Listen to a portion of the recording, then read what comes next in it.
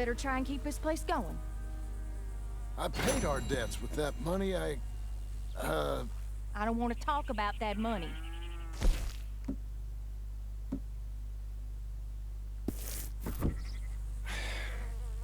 It's over, Abigail.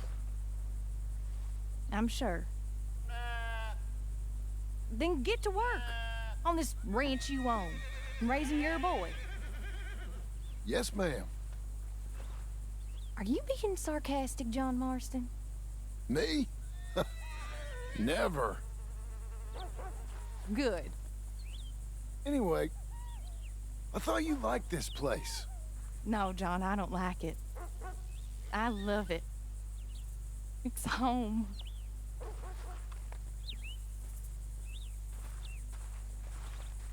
Hello, Mrs. Marston. It ain't my handsome husband.